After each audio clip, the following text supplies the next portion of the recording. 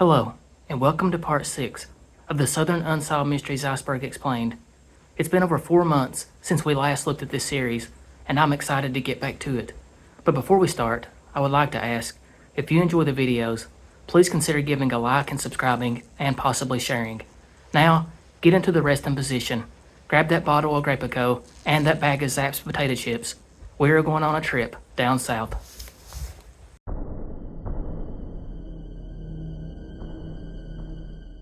February 23rd, 1987, Leland, North Carolina. 23-year-old Beverly Potter, who went by the nickname Jaye, was planning a birthday party for her youngest son, who was about to turn 2 years old. When around 9:40 a.m., the telephone would ring.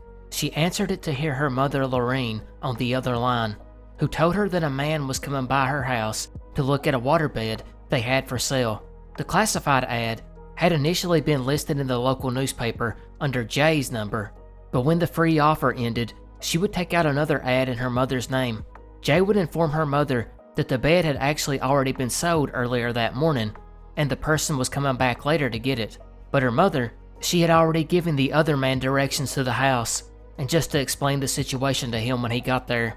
A few hours later, around noon, Lorraine would make the drive over to see Jaye, but when she arrived, she knew something was off. For one, the door to Jaye's home was unlocked, which is very unusual as she always kept it locked. Going in, Lorraine would hear her young grandson crying. She made the way to the bedroom to find a horrifying scene. There lay Jaye on the waterbed with her hands tied behind her back and a pillowcase covering her face. Her mom rushed to remove the pillowcase, only to see her daughter's throat had been cut so deep she had nearly been decapitated. She had also been stabbed numerous times and had been assaulted, all in front of her young child, who was 1 day shy of 2 years old, but thankfully, he had not been harmed.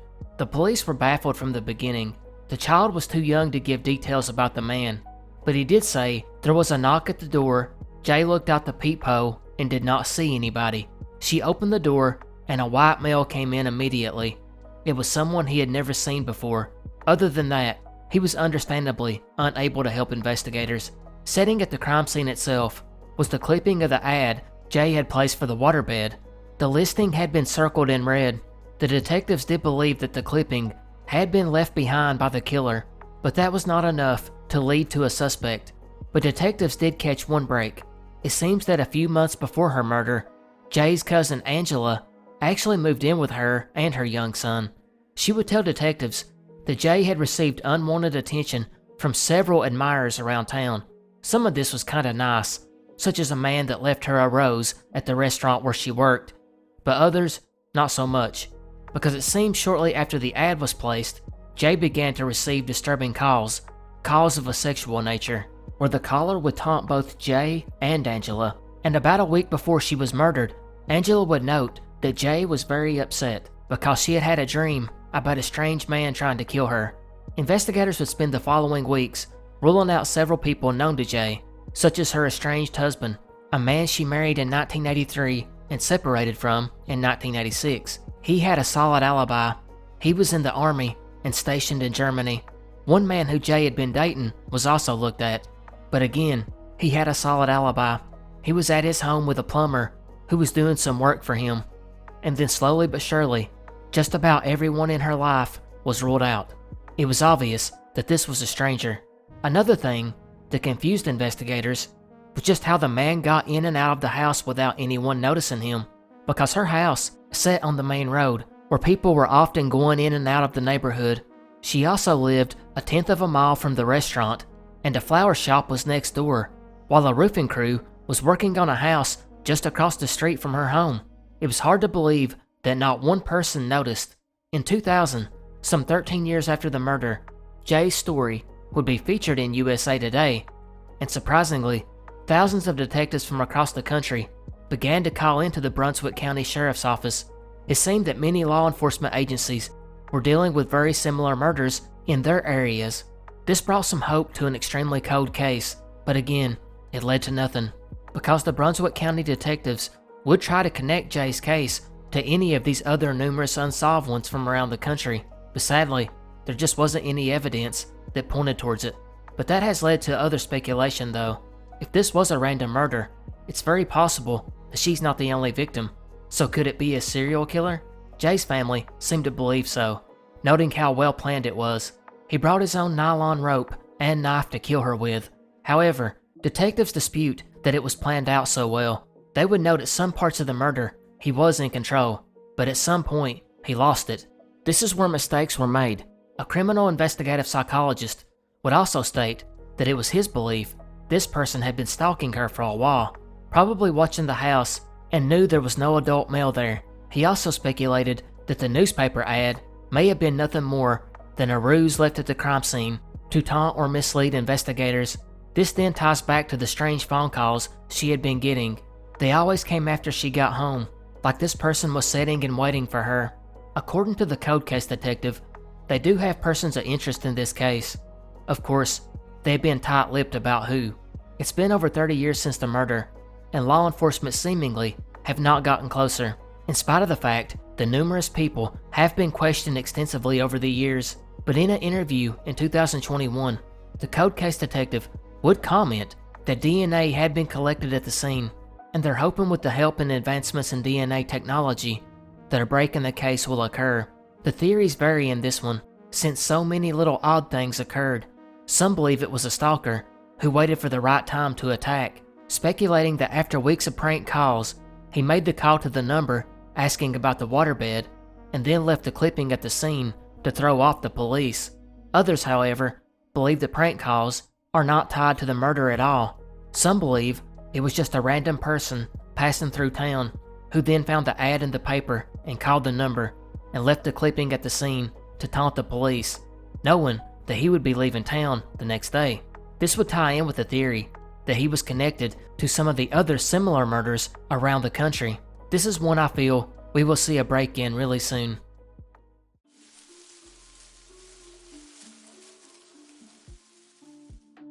(1976) Robert, a sophomore at Bowling Green High School in Kentucky, would have one of the most bizarre encounters we've discussed in this series yet.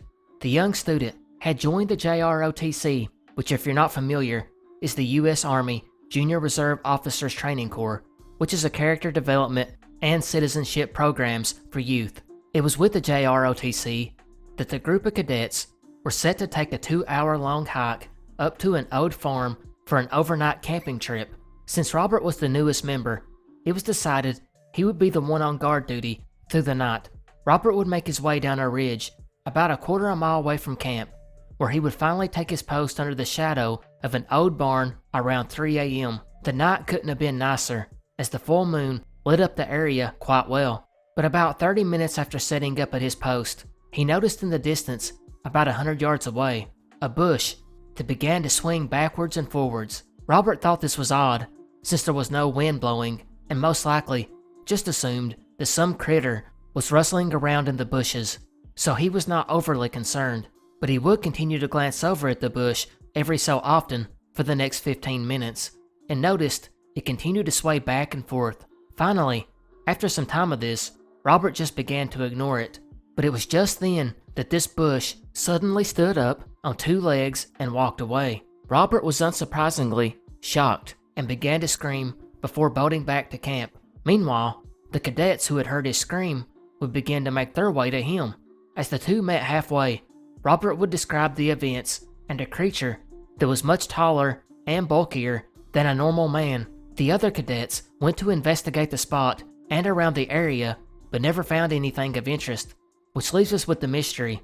What exactly did Robert see? There's 2 basic theories with this one. First is the possibility that Robert's tired mind conjured up this walking plant. He was new to the training, and being up at that late hour, it's possible he imagined, or better yet, dreamed the whole thing. Another theory was that one of the cadets dressed up in a ghillie suit, all in an effort to prank him. Although, if this one was true, you would think they would have told him about it afterwards. Finally, is the theory that it was some type of Sasquatch. This comes from the fact that the story was taken from the website KentuckyBigfoot.com, which is a website that collects accounts of Sasquatch encounters in Kentucky.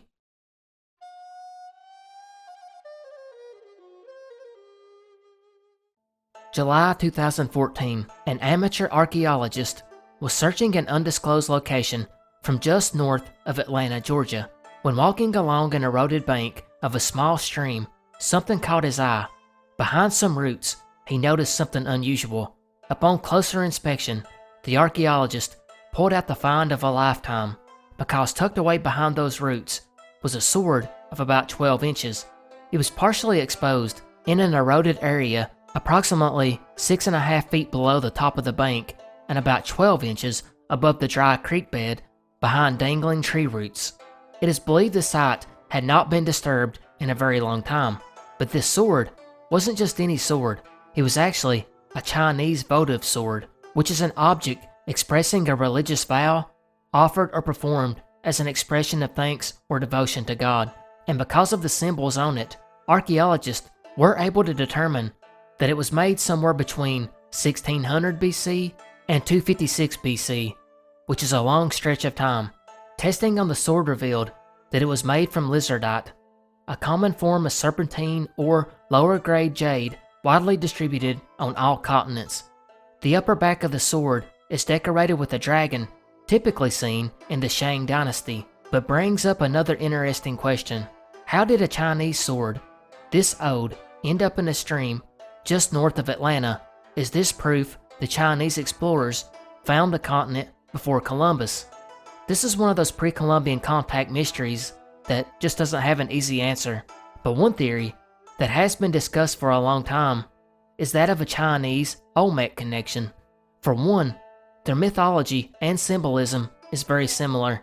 It's also interesting that the Olmec culture began around 1500 BC during the beginning of the Shang dynasty. It is also a time in Chinese culture when jade was more valuable than gold, and likewise, the Olmec elite had jade deposits in Honduras and Guatemala.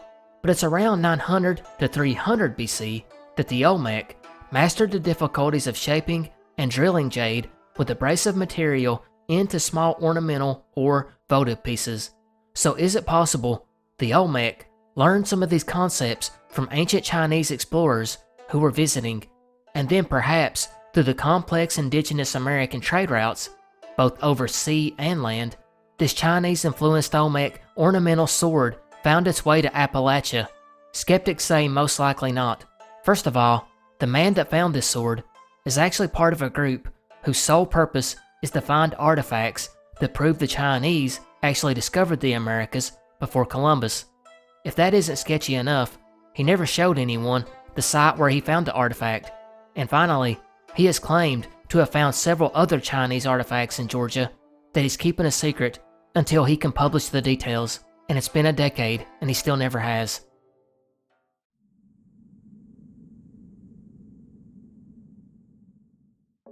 Usually when it comes to disappearances in this series, I try to find one that really resonates with me, but this time I wanted to take a different approach and discuss 3 of the most bizarre disappearances in Mississippi. All 3 of these cases have very little info available, but in no way does that make them any less mysterious. On the contrary, it makes them all the more unusual. First we go to April 18th, 1988. 19-year-old Jennifer Floyd of Tupelo, Mississippi was working her shift at Hancock Fabrics. This day was like any other normal day, and Jennifer was just like her normal self. But at 9:30 that morning, something weird would happen.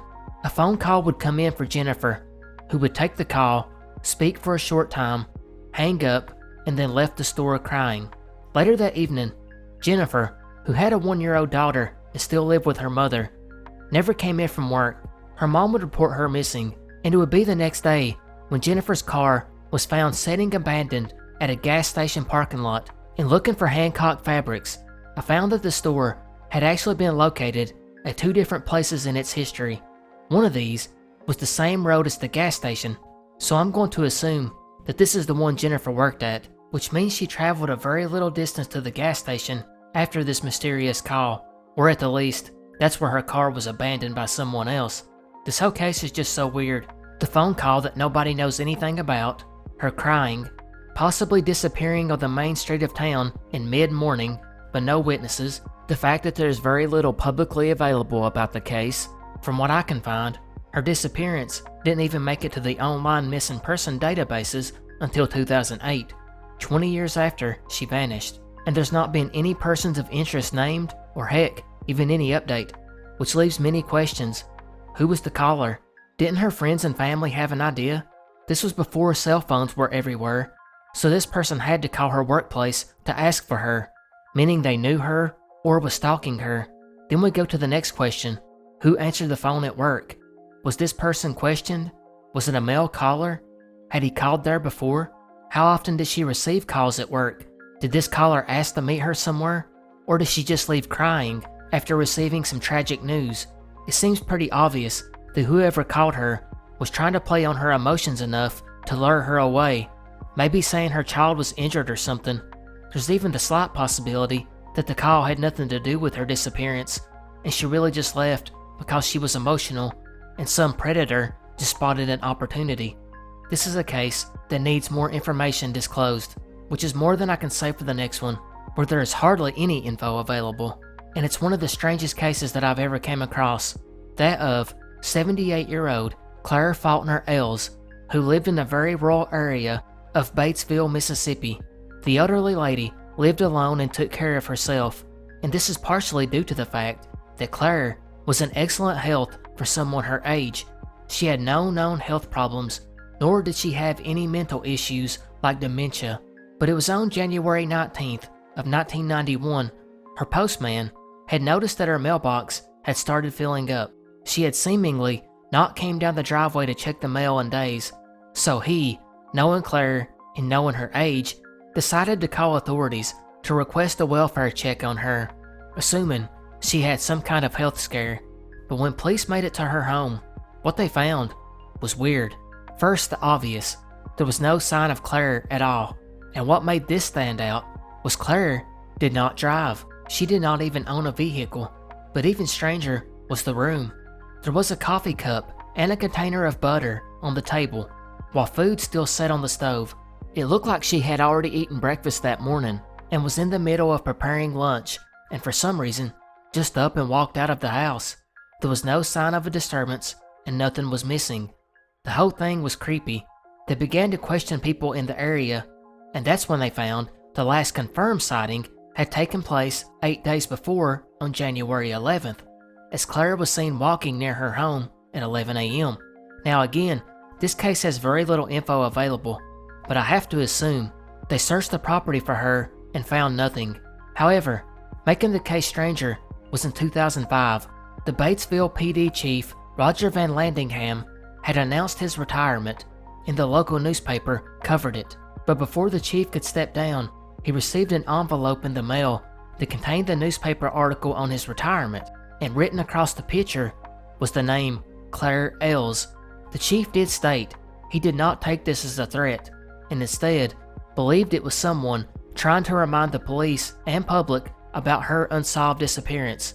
He also noted that there still wasn't any leads or suspects after all these years, which to me only leaves a few theories. She did not drive, so maybe in the middle of making lunch, she realized she needed something from the store and called someone for a ride, and then this person did something to her. Or she was in the middle of making lunch when someone came to the door or was wandering around outside. She went to confront them, and something happened and she was abducted. Of course, this doesn't explain why in the world she would be targeted. There's also the possibility she walked outside for something and had some kind of health event, like a heart attack, and died. But this seems very unlikely, since police searched the area. This is another one that details need to be released. I fully understand she would be deceased at this point anyways, but if someone was responsible, they could still be alive and should be punished. Finally, we come to our last bizarre Mississippi disappearance. This one, on the morning of October 21st, 2004, in Iuka, 44-year-old Donna Cupido would drop off her daughter at the local high school as usual, and before her daughter parted, Donna would tell her she would pick her up after school. Yet, Donna never did arrive, and again, there's not much details on this one either, but somebody, maybe her daughter, did notify authorities, and a search began. Her vehicle would be found 2 days later, abandoned behind a church about 10 minutes from the high school. It appeared whoever parked it there pulled in, got out, locked the vehicle, and walked off. There was no evidence a crime had occurred in the vehicle. An investigation was launched, and as it sometimes goes, detectives can find some things you might not want getting out to the public, and that's what happened here. It didn't take investigators long to figure out that Donna was having an extramarital affair. So this was a gift to detectives, who basically now had their two top suspects, right? Not so much, because both men were brought in and questioned and administered polygraphs. Both men passed, and they were both eventually ruled out as suspects, which really threw a wrench in the investigation. Now here is the really big issue with this case. There are basically two versions of events floating around online that basically contradict each other. First is the one I already relayed. Donna was last seen by her daughter after dropping her off at high school. However, some reports state that her last visually confirmed sighting was at a restaurant just over the state line in Cherokee, Alabama, about a 15-minute drive from where her vehicle was found. Now this report claims she was at the restaurant with a man, neither her husband nor the man she was having the affair with. This man was identified and took a polygraph and failed. He then lawyered up and refused to speak to police. Now if this version of events is true, then it certainly points toward him. Although, I have to say, getting a lawyer does not indicate guilt. But if he was the last person seen with her, it is odd. Of course, police haven't disclosed who this man is, or what his connection was to her.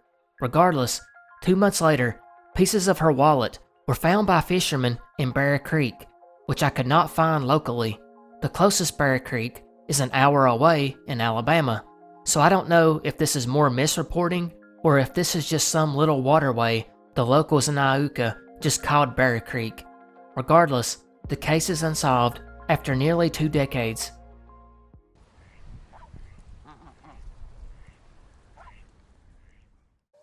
With the rise of cell phones and the technology to send media nearly anywhere in the blink of an eye, the art of telling fishing stories will soon be lost. No longer can you tell your buddy about the 5-pound bluegill that you threw back, or the fish that broke your 100-pound test fishing line. These days, you have no excuse for not having picture and video, so it's somewhat strange that this one story seems to persist. It's that of the cryptid known as Ogua, aka Rivesville Monster, aka Holt Monster. According to witness accounts that go back as far as 1745, the Ogua is an alligator snapping turtle-like creature that is brown in color and inhabits the Ohio and Monongahela rivers, which run through West Virginia. The creature is a behemoth and is said to be around 500 pounds, and is sometimes even described as having 2 heads. It lives in the water but is able to come up onto land, where it is known to crush deer whole.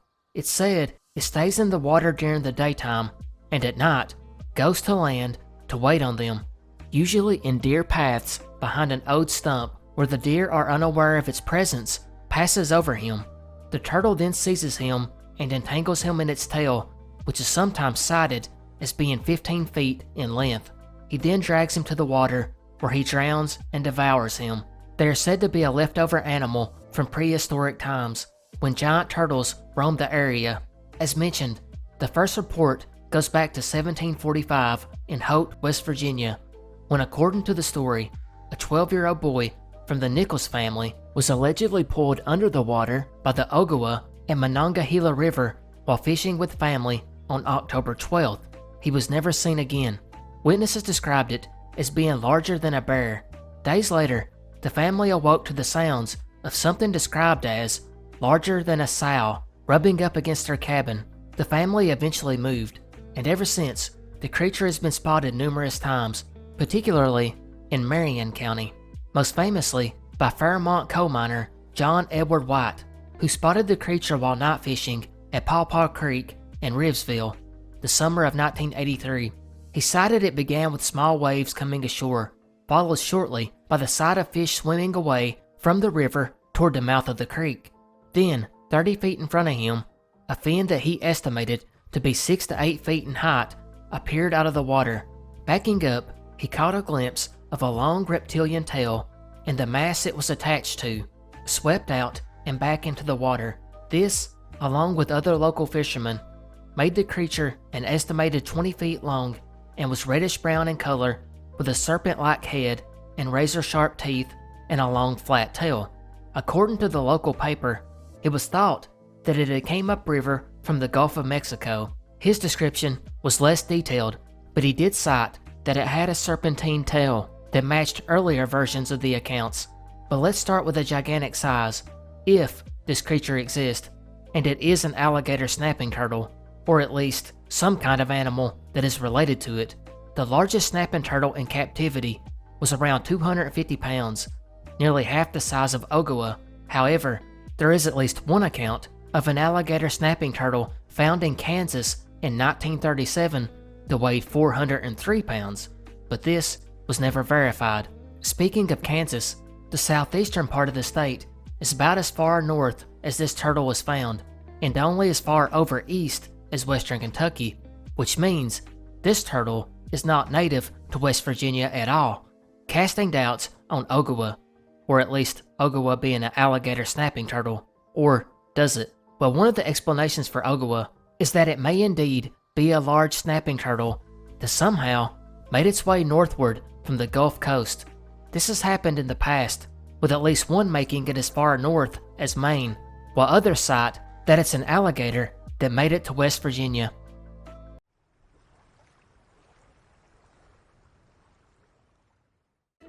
August 17th, 1996, 65-year-old Jack Robinson of Columbia, South Carolina, planned to go down to the Rosewood boat landing in the neighborhood of Olympia. He had just recently retired and was a military vet with time spent in Vietnam.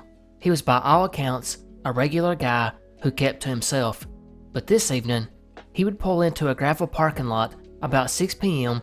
and walk towards a boat ramp, which was odd because he didn't sail, nor did he have a boat. Actually, he didn't do much at all, and may have been described as boring. As he made his way over, he would meet a younger man and speak to him for a few minutes. This was verified by 3 witnesses, who described the other man as being younger with dark skin and sunglasses. The 2 men seemed to know one another, or at least that's how it appeared to the witnesses. These 3 witnesses, by the way, were parked in the same parking lot waiting for a nearby concert to get started. While waiting, they seen Jack and the other man meet up in the parking lot and head to a grass clearing in the surrounding woods. When the 2 men got out of sight, an argument broke out. The 3 witnesses only heard bits and pieces of the argument. Primarily, they heard Jack. He was stating things like, "I'll give you money," or "I've got money," while also saying he could get money for the other man. One of the witnesses also heard Jack loudly exclaim, "What is it that you want?" Before the argument got physical, the man that had been arguing with Jack would then be seen running off on foot before Jack came back walking out of the wooded area, clutching his stomach. He was bleeding from multiple stab wounds and pleading for help. The witnesses called for an ambulance and he was rushed to the hospital, where he died 3 hours later. The autopsy showed he had suffered 3 stab wounds to the stomach, as well as a cut to the side of his face, although some records state it was his ear. He also had defensive cuts on his hands, which showed he put up a fight. The 3 eyewitnesses described to detectives what they had seen transpire.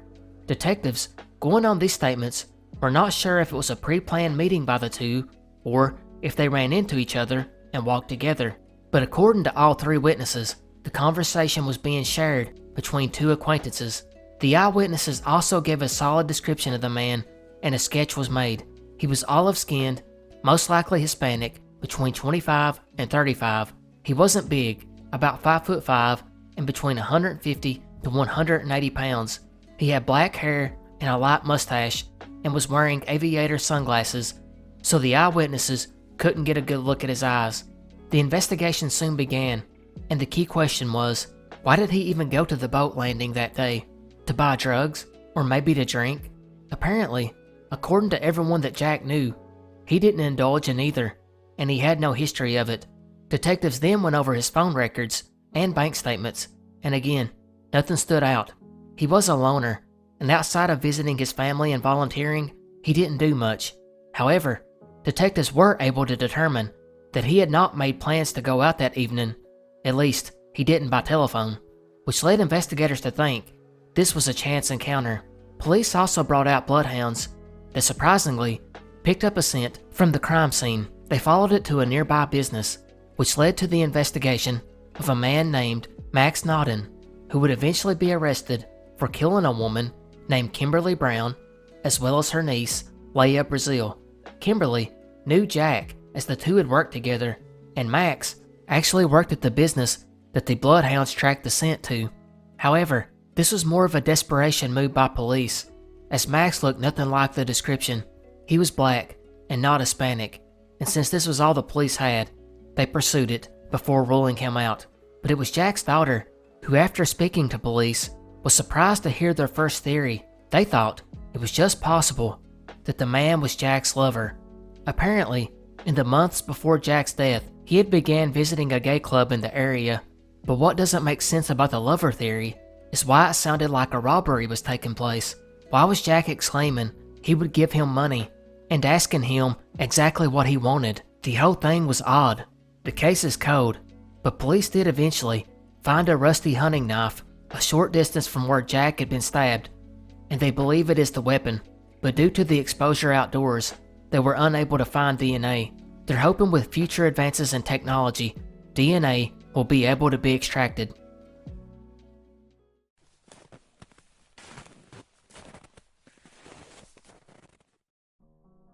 January 15th, 1994, in a small town called Hazard, Kentucky, employees at a Burger King were in the process of closing down the restaurant for the night.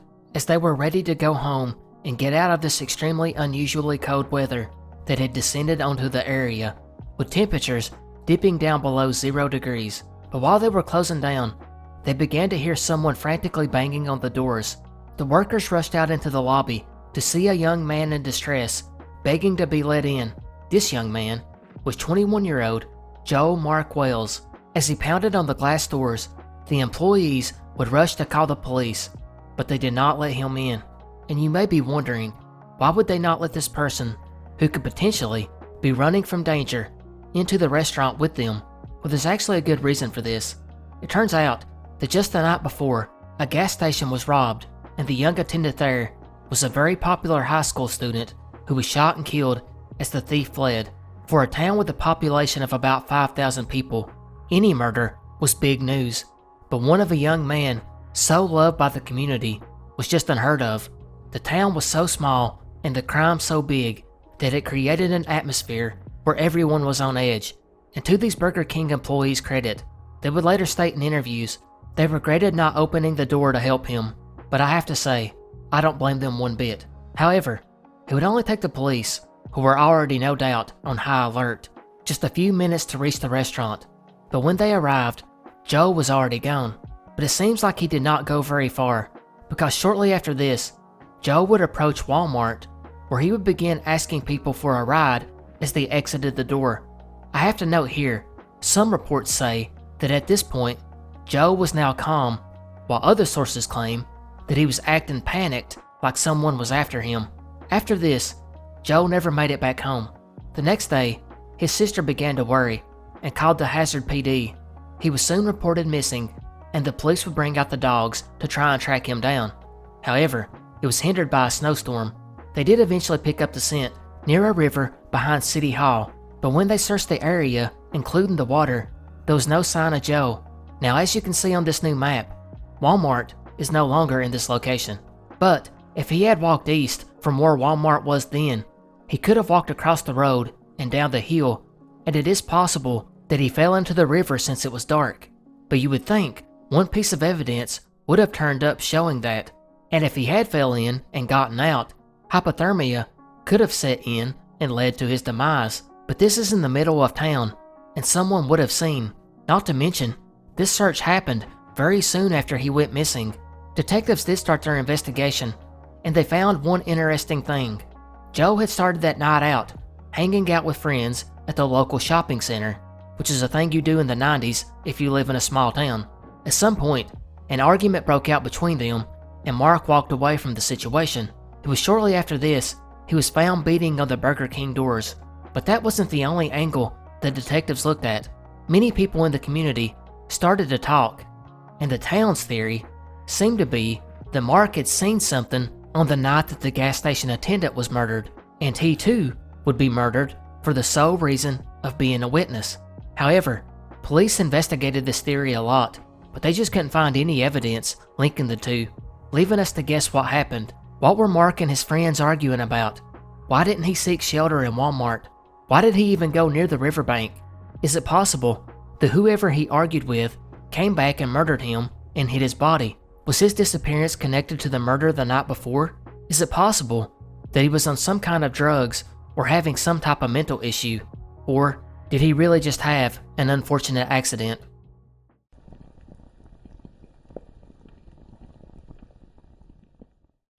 Between the years of the 1860s and 1880s, Florida would experience a very unique mystery.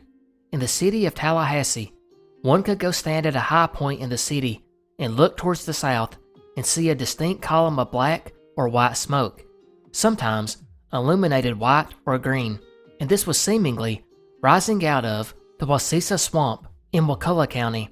Sometimes it was viewed up to 20 miles away, sometimes accompanied by a rumbling noise reminiscent of an earthquake. And what's so special about this smoke, you may ask? Well, its source was never found, yet it was almost persistent for 2 decades and was seen by many. And although the officially documented starting point was in the 1860s, there are seminal legends that reference the smoke many centuries ago. While some sources note that Cabeza de Vaca had seen the smoke rising in 1527 when he was running around aimlessly in the swamp. But if we move to the 1860s, this is when most of the sightings really begin.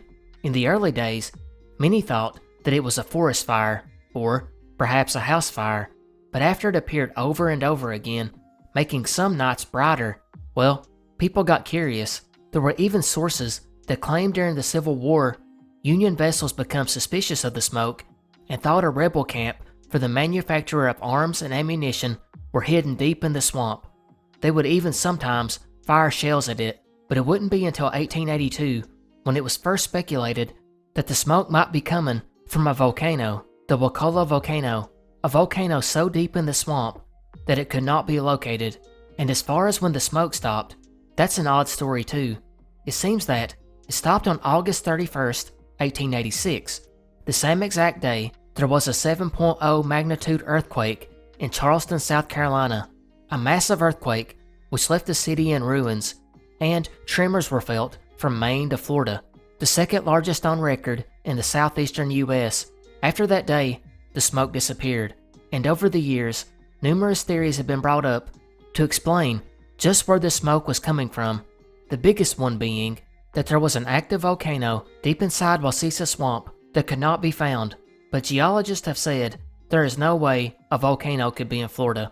But it was far from the only theory. Some have postulated that it was a hidden camp of pirates or smugglers.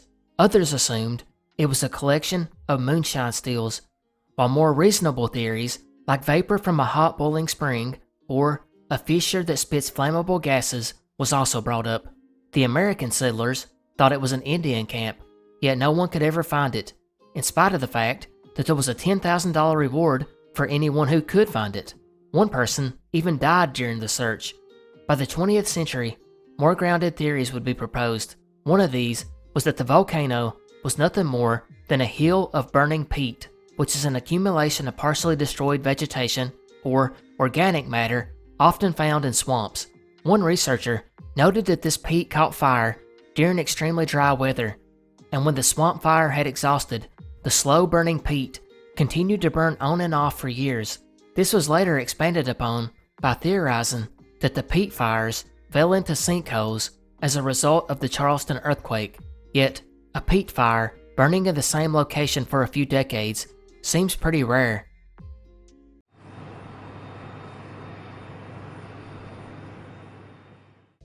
July 16th, 1951. Pilot Fred Reagan would take off down the airport runway and up into the air. He was flying in his light aircraft over Atlanta, Georgia, when he spotted something odd, that of a shining giant aircraft flying towards him. The surface of this UFO shone with silver light like aluminum. He tried to lower the nose and dive, but it was too late. this mysterious aircraft collided with his plane, smashing the wings. The plane immediately fell into a head-down spiral and started to dismember. Fred had not brought a parachute, and he was pushed out of the cockpit by the force of the gravity.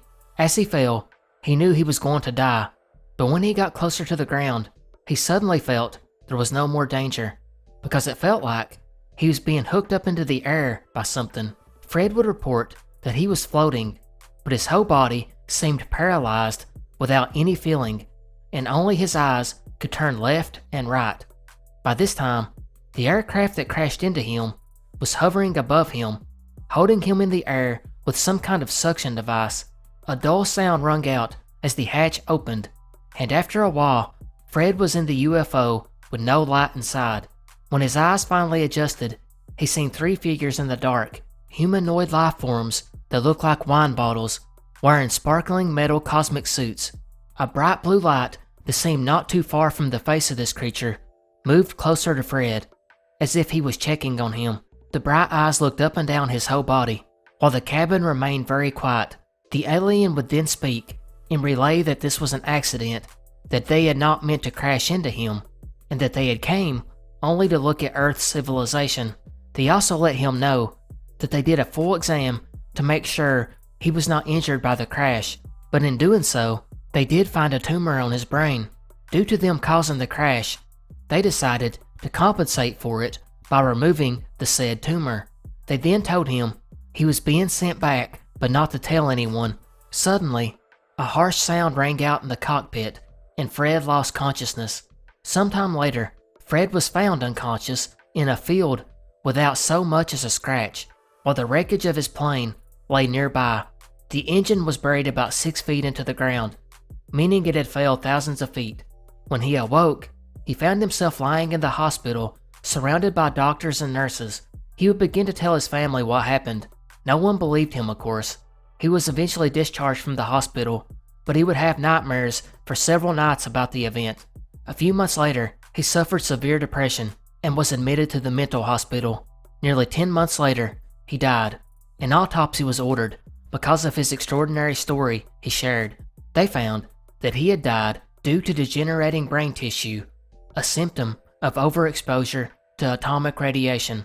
They also found a tumor had been removed from his brain months earlier, and that whatever had removed it was not the typical scalpel used by doctors.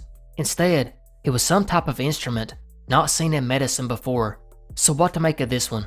Well, obviously, it seems like a tall tale, but it was allegedly supposed to have came from a newspaper clipping in 1952, shortly after Fred's death, but no one has ever been able to locate it. Actually, by 1972, a researcher would send a letter to the Georgia State Department of Public Health asking for information about the demise of a Mr. Fred Reagan and a copy of the certificate of death. Georgia authorities were helpful and cooperative. They stated they checked for Fred Reagan and various spellings of his name and found nothing. Moreover, no aircraft accident report matching that plane was uncovered. And finally, no news clippings could be traced to any paper, which means the earliest documentation we have of it came from a pulp adventure magazine in 1953, which cites the supposed newspaper article, so it's most likely a fictitious story for the magazine.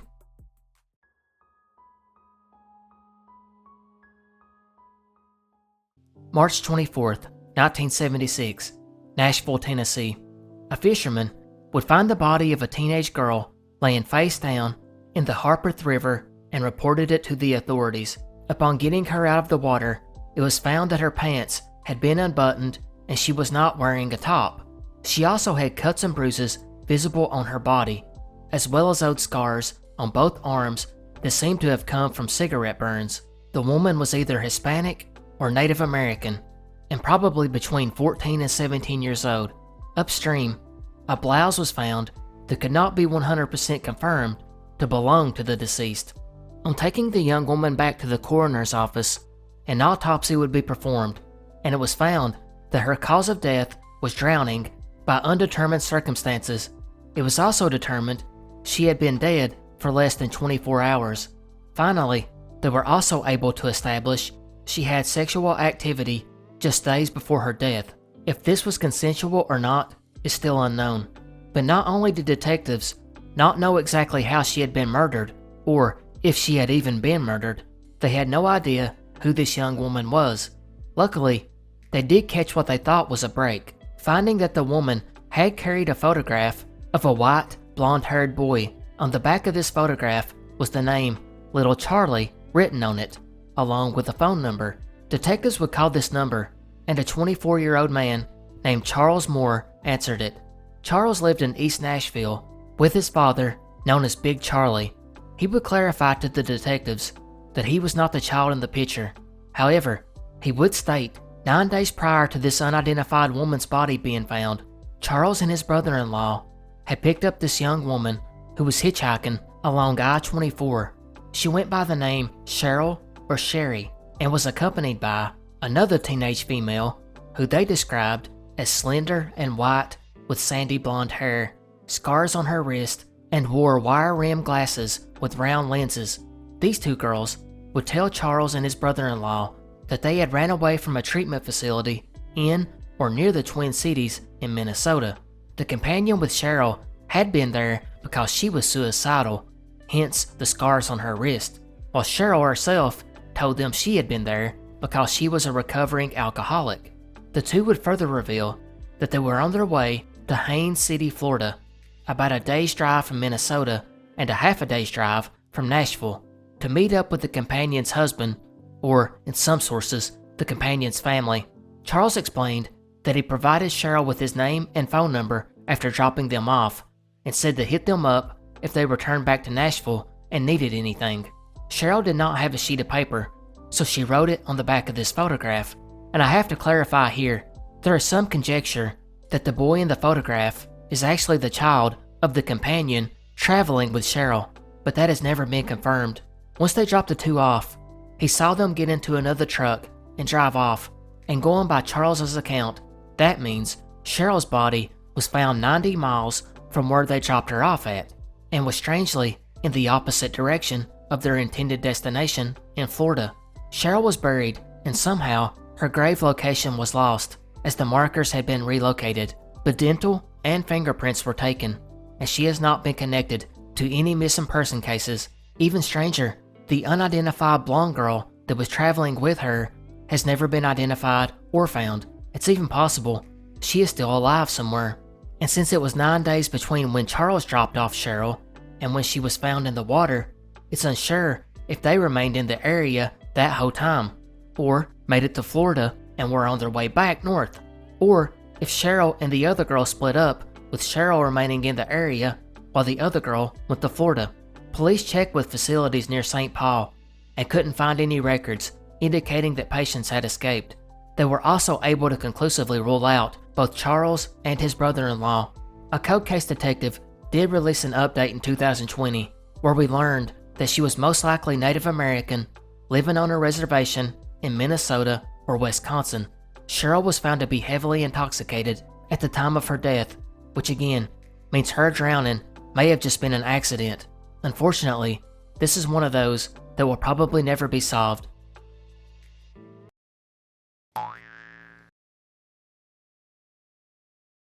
If you're like me, you probably like hearing a good urban legend story every now and then, especially the ones that are based on some element of truth, and that's what we are going to look at in this next mystery.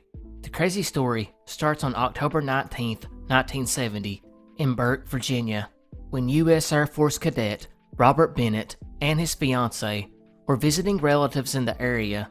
Around midnight, they would leave a football game and go park in a field off of Guinea Road. He would later tell investigators they were parked across the street from his uncle's, but it seems more than likely that him and his fiancée had chosen a quiet, secluded area to park and enjoy some time alone. While they sat in the front seat with the motor running, they would notice something moving outside their rear window, and it was just a couple of seconds after this, the front passenger window shattered. Outside the window stood a white-clad figure. Bennett, alarmed, punched the gas to get out of there, when the man started screaming at them about trespassing, saying, "You're on private property and I have your tag number." As the scared couple escaped, they would eventually calm down and, noticing the floorboard, laid a hatchet. no doubt thrown by the man who had ran them off. Bennett would go to the police, and here's where it gets odd.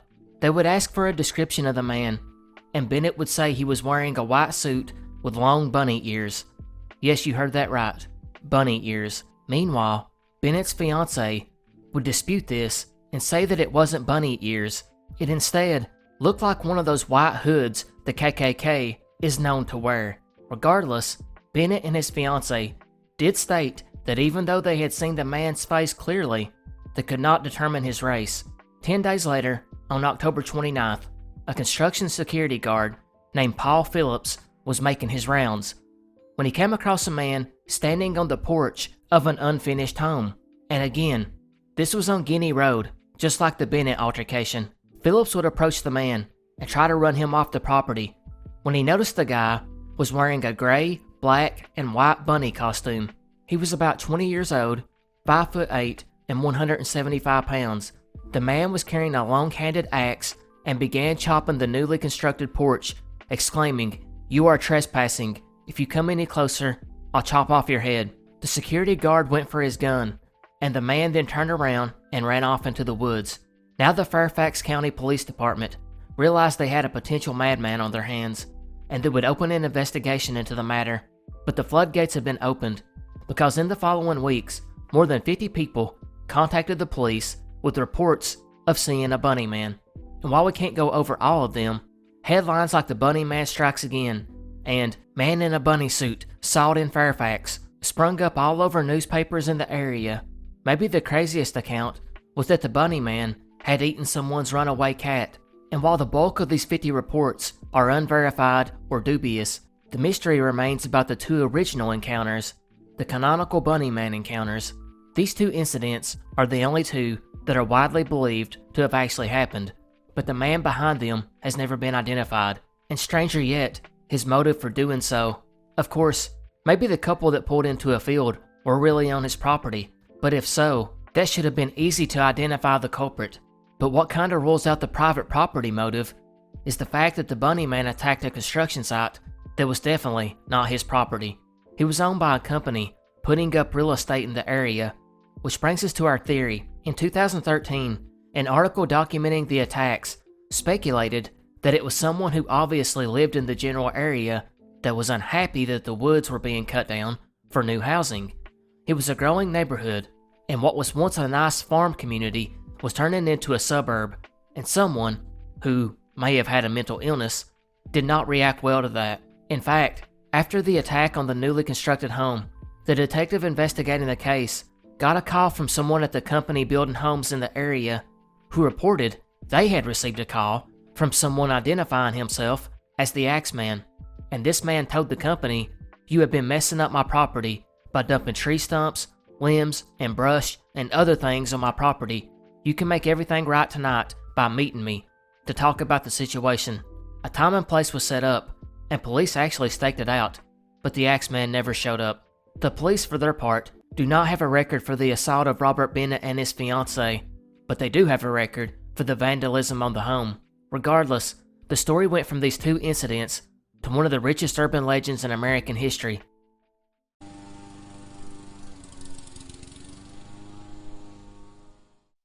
June 30th, 1989, Dogwood, Missouri. 25-year-old Kelle Ann Workman would go to a local cemetery around 3:30 p.m. Kelle was not your typical young woman. She stood over 6 foot tall and was 135 pounds and was very athletic. She had spent high school playing on the basketball team and now worked for her parents on their farm, as well as mowing lawns for different places in the community. One of these lawns being the cemetery. Around 5 p.m., it would begin to rain, so Kelle would go back home, where she lived with her parents, changed her blouse, and fed the cattle. By now, the rain had stopped, so she returned to the cemetery, which was only about 1.5 miles away. And sometime after Kelle returned and started mowing again, some neighbors in the area noticed that Kelle had simply vanished, while the lawnmower remained running in the cemetery. They would be the first to raise the alarm and call Kelle's parents, who would make the short drive over to the church, where they sat in the parking lot that looked out into the cemetery, and they spotted the lawnmower still sitting there. Strangely, the lawn had only been mowed about 1/3 of the way, And stranger yet, there was no sign of Kelle, although her car was still parked in the gravel driveway with the keys in the ignition, but there was no sign of a struggle. Her parents went to the police, and the next day, firefighters and a helicopter would go out to the area to look for her, but there was zero signs pointing to where Kelle went. The small community was dumbfounded and scared. It wouldn't be until the following week when a farmer and his son would find Kelle. She was deceased, and her fully clothed, decomposing body was found in the lower half of a pool of water. Seemingly, runoff water from the wet spring had dragged her body down the cliffside about 80 feet. She was found about 10 miles from the church/cemetery where she was last seen, and maybe somewhat curiously was found near another church. An autopsy would be conducted, and dental records did confirm that it was her, as well as confirming that she had been the victim of a homicide. Unfortunately, no cause of death could be determined, although gunshot and knife were eliminated. The medical examiner could not rule out strangulation or asphyxiation. Likewise, he could not say if either were the cause, although I have to note here, as it sometimes goes with these older cases, you find a lot of contradicting sources, because in the Webster County Citizen, a local newspaper, an article about the case clearly says a .22 caliber rifle was used, so I'm not sure which one to go by, but maybe the strangest clue, she had not been assaulted, and most likely, she had died within hours of vanishing, probably around midnight. The most eerie part was the time frame in which it occurred. Her uncle seen her mowing at 5:40 p.m., and by 6:15 p.m., her neighbors had noticed she was missing. So in that 35-minute period, mowing the cemetery, her abduction occurred. The sheriff at the time thought it was in no way planned, and someone drove by in that small window of time, made a spur-of-the-moment decision, and tried to snatch her. For what purpose? Well, the sheriff would state he felt that it was obvious that the suspect was going to assault her. However, when he tried, he found out that Kelle was a big and strong farm girl who didn't go without a fight. And somewhere in the struggle, the suspect realized his plan was now blowing up in his face. So he decided to strangle her and then dump her body off. A $10,000 reward was posted, which led to no arrest. But there were a few suspects named over the years. Two of these were actually brothers who lived near the cemetery. They were not only named suspects because they lived so close, but also because one of the brothers had talked about being the one responsible, but he passed the polygraph and later admitted he was joking when he confessed to being the one responsible. He did receive a bit of karma though, because some vigilantes in town would go shoot up his mobile home, believing he was the responsible party. Now I mentioned there is some dispute over how she was murdered, with two local journalists citing a .22 was used. These same two journalists, who did deep research on the case in the late 90s, have also stated they now know who is responsible, and that they even know the weapon that was used was tossed in a pond in Texas. Now, do they really know this? That I can't say, as the police have never commented anything in that way. Another theory was that of Tommy Lynn Sells, one of the worst serial killers ever. There was also the thought that it could have been a young man whose truck was spotted near the cemetery the evening she was kidnapped, because later that day, that guy's truck was found burned. There was also another witness account that put a blue car in the area, and finally, a lot of people are convinced it was someone who went to that church with Kelle. However, there is one more interesting note from the former Sheriff Department investigator, Rita Sanders, who re-examined the case years later. She would tell a local newspaper that if the original investigators had followed up on alibis of the people they investigated right after the murder, the case would have been solved, which means this was another one of those that was just bungled by the investigators.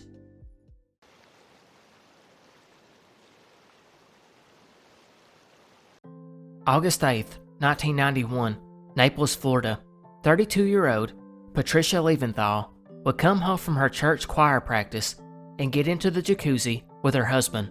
Patricia was a registered nurse, and her 2 children from a previous marriage had only moved to Florida from Louisiana 7 weeks prior, after marrying her husband a year before, who was a very successful doctor and a very prominent man in the Naples, Florida area. After some time relaxing with him in the jacuzzi, she would get out around 11:30 p.m. and make a short drive down the road to pick up some soda.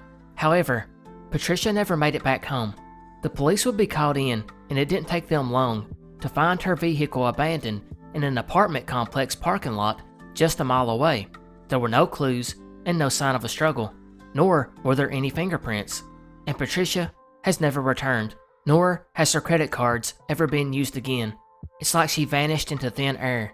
Now oddly, there's not much at all about this missing persons case, but some of the early conjecture was that Patricia headed back to her home in Louisiana, which obviously doesn't make sense because it's doubtful she would just leave her kids behind. And why would you leave at 11:30 p.m.?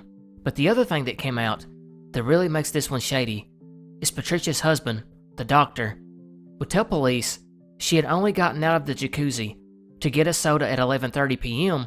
because the two had a small argument, which really kind of points the investigation in a totally different direction. He claimed that after he got out, he walked into the bedroom and noticed she was gone, taking her purse with her. But just 13 days after she went missing, the good doctor filed for divorce, and he had her declared dead just 5 years later. She's been missing now for over 30 years, and it's odd in the sense that no one has ever really made a big deal about it. There were never any rewards from this wealthy family that was ever posted, which makes one wonder, maybe Patricia really did leave on her own.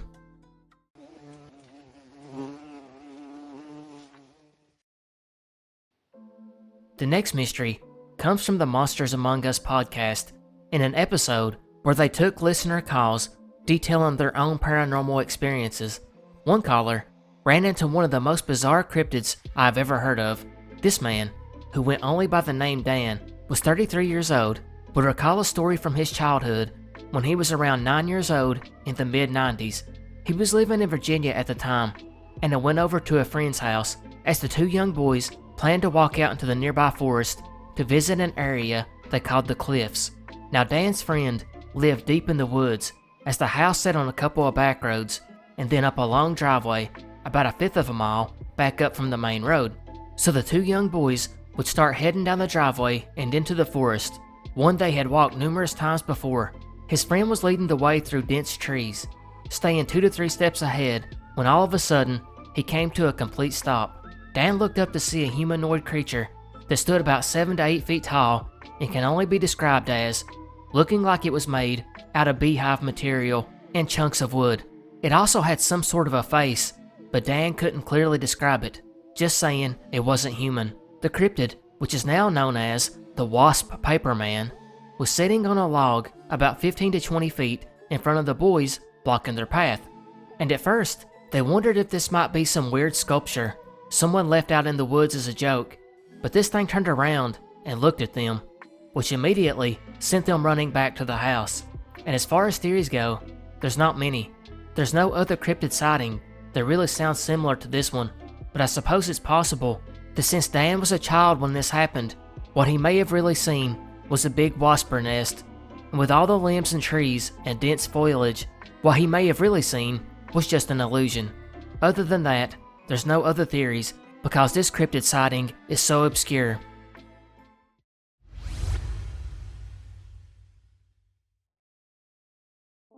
On a hot summer afternoon in July 1854, in the town of Selma, Alabama, a man named Orion Williamson was sitting on the porch with his wife and son at their farmhouse, watching the horses graze under the sunshine in the distance.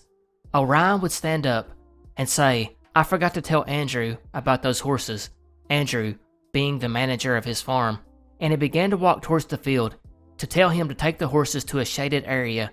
He then bent over and picked up a stick lying nearby to play with as he walked forward. At this time, his neighbors, Armour Wren and his son, James, were passing by in a buggy when they seen Orion walking through the field. They stopped and waved hello, and as Orion threw up his hand to wave back at his neighbors, he suddenly disappeared into thin air. Armour would run over to the spot where Orion had been, along with Orion's wife and child.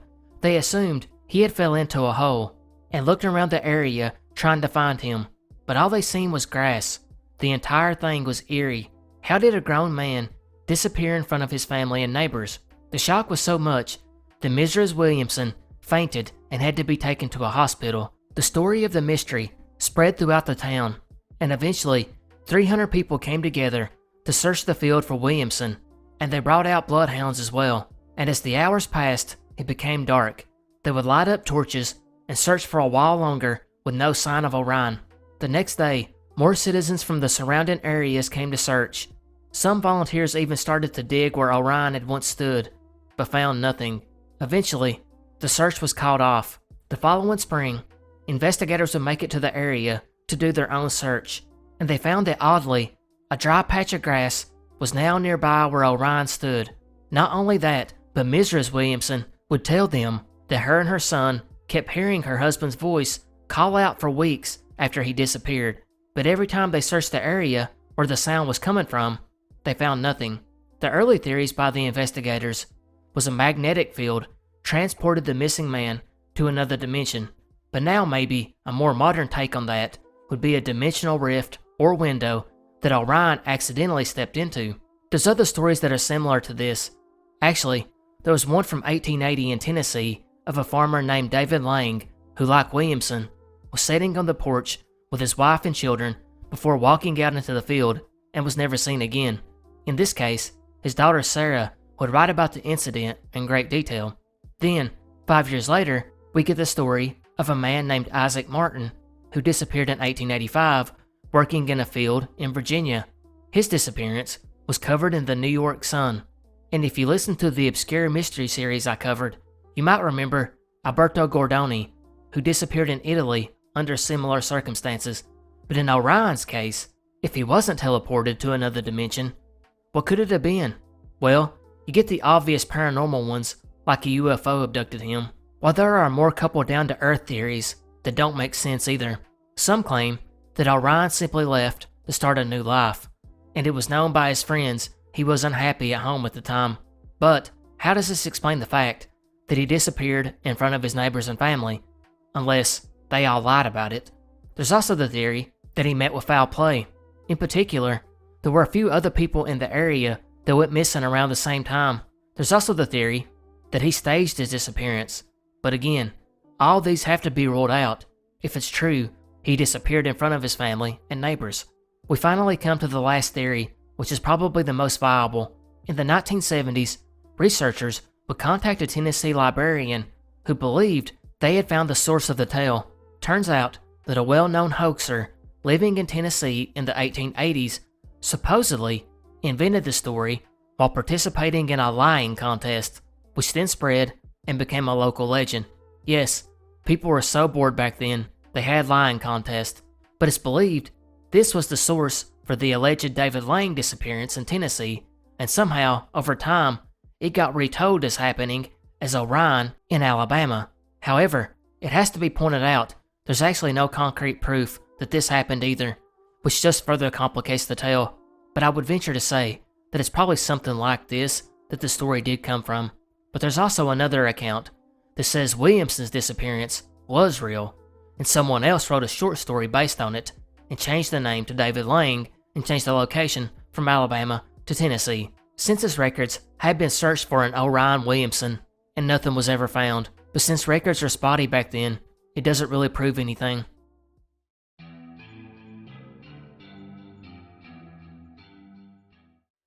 You have no doubt heard such legendary names as Jesse James, Billy the Kid, or the Dalton Gang, all famous outlaws from the days of the Old West.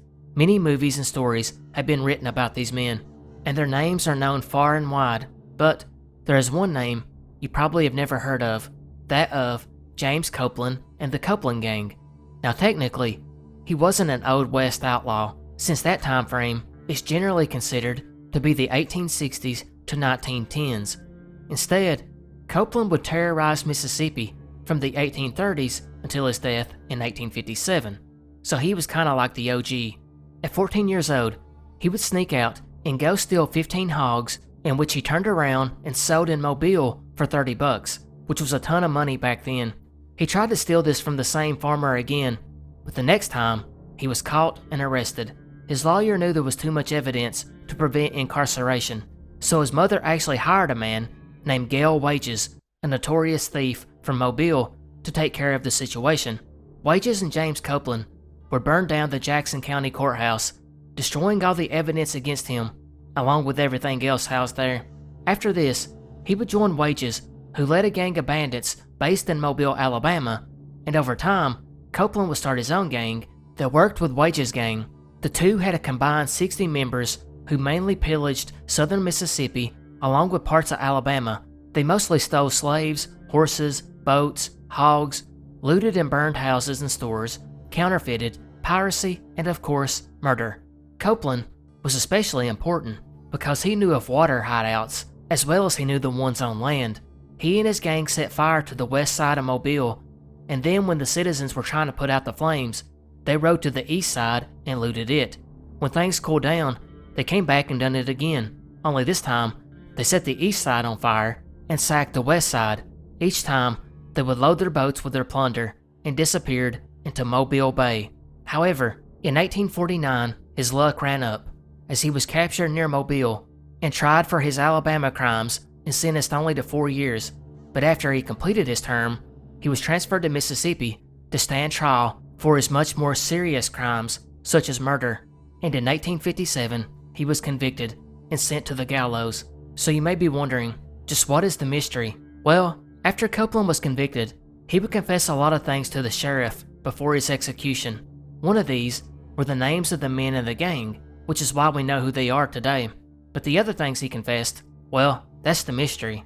Because according to Copeland, his gang had buried some $30,000 worth of gold in the swamps near Mobile, Alabama, and at some point, they would dig up this treasure, and the gang picked up 3 whiskey barrels, which they filled to the top with gold coins, put them on a boat, and took them to Pearling, Mississippi, where they transported them to Catahoula Creek, where they promptly buried them.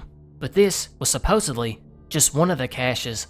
Allegedly, there were many more hid throughout Mississippi, some in barrels, others in copper or brass pots, and this gold has never been found, and rumors have circulated about it ever since, with many believing that the caches are still hidden in and around the shores of the Gulf of Mexico. But is there really buried treasures in the swamps of Mississippi? Considering James Copeland was not the most dependable person, why should we believe what he said while awaiting execution? Or did he even say it? Because the claim didn't come out until a year after his execution, when a book came out stating this claim. And just who was that author? And how did he know? Well, that was the sheriff himself. He published a book about Copeland's death, alleging that Copeland had confessed all this stuff to him. So was he just trying to make some quick cash off of Copeland? Or did Copeland really bury gold in the swamps of Mississippi? You decide.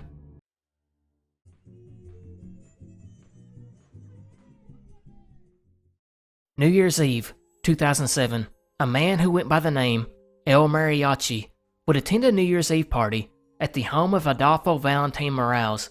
Now this man, known as El Mariachi, or sometimes called the Cowboy, was a mariachi singer in Lynchburg, Virginia. He was a great singer, and many described his voice as being similar to the legendary mariachi singer Vicente Fernandez, and since he was so good, many wanted to be his friend so he could visit their homes and sing for them, and that's probably what he planned this fateful night. But just moments after taking this picture you see here, El Mariachi would get into an argument with Morales and 2 of his friends. The 4 men will go out onto the porch where El Mariachi cut one of these 3 men. Morales ran back into his home and grabbed a kitchen knife, returned, and stabbed El Mariachi in the heart. El Mariachi collapsed and crawled under a van where he would soon die. His body was noticed later and authorities were called, and the investigation was pretty straightforward. Valentin Morales was charged with involuntary manslaughter and sentenced to 10 years in prison. But the mystery is just beginning, because as you noticed, I kept calling him by his stage name, and that's because no one knows who he really was. Apparently, when this local celebrity's residence was searched, authorities found many fake IDs and aliases. Investigators would start the long, difficult task of trying to find out who El Mariachi really was. They chased leads as far away as Washington State, where an alleged cousin lived, which led to nothing. They even had the possible name of his father, but that too led to nothing. Another clue led to the theory that his family was in the iron ore drilling business, but again, none of this could be confirmed either. In 2008, a letter was sent to the Mexican consulate with a kit to collect a DNA sample from a possible father and mother, and they were never able to get that. The man's fingerprints were also not on file with the FBI or Department of Homeland Security. In Lynchburg, detectives learned that he had been doing odd jobs and staying place to place. At the home he had last stayed, police found several items that suggested he was from Mexico, such as a fake driver's license. This one is just crazy to me, that so many people knew El Mariachi, yet they didn't know his real name. But there's also some online conjecture that his family may have actually been informed of his death via other people, but not law enforcement, and that they may have not came forward because they are illegal immigrants, or they were too poor to afford the funeral. Regardless, authorities have not been able to locate these people.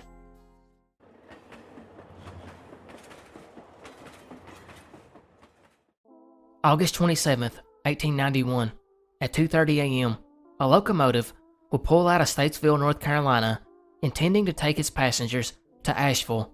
The ride was about 35 minutes behind schedule, so the train's engineer was going faster than normal to try to catch up, and within 5 minutes of leaving Statesville, the train was coming up on Bostian Train Bridge, a 5-span bridge of brick and stone that went over a creek that sat 60 feet below, and due to the circumstances that are still unknown to this day, the train would jump the tracks and violently derail.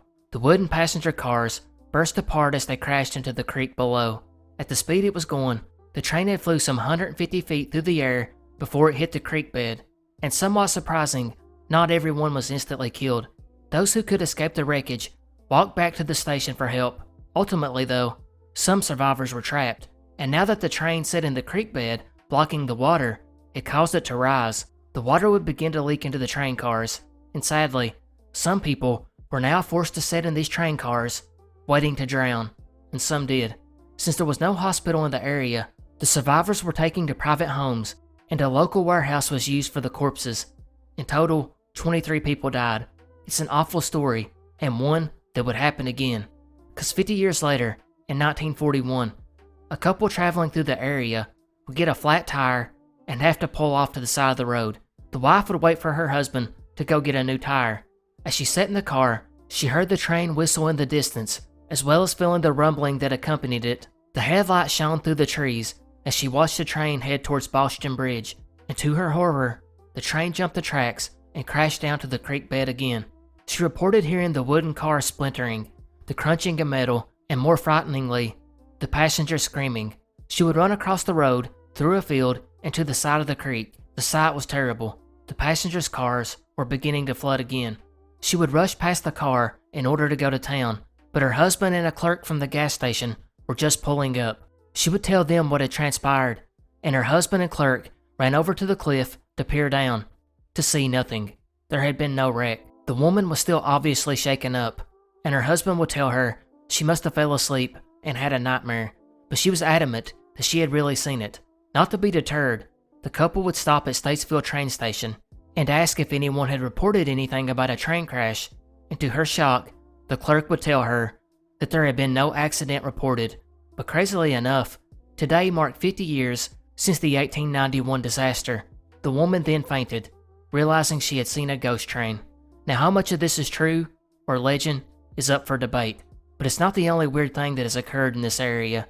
On some anniversaries, people have reported hearing the screeching of wheels trying to stop and the screams of doomed passengers, while on the first anniversary, a ghostly figure of a uniformed railroad employee wearing a gold watch showed up. This spirit was believed to be that of the baggage master, Hugh K. Leinster, who was found with a broken neck on the tracks. So, is this bridge really haunted due to the horrible crash that occurred there? Did this lady really see a ghost train? I'll let you answer in the comments below, but I will leave you with this. In 2010, on the 119th anniversary of the disaster, a team of amateur ghost hunters came to the bridge to investigate and hopefully capture footage of the ghost train. While on the bridge at 2:45 a.m., a train came barreling down the bridge. Since it was around the spot where the accident had occurred, some froze, thinking it was the ghost train. It took a few seconds to realize it was the real thing. As the ghost hunters leapt off the track, 2 would escape with injuries, while one, 29-year-old Christopher Kaiser, was killed by the train.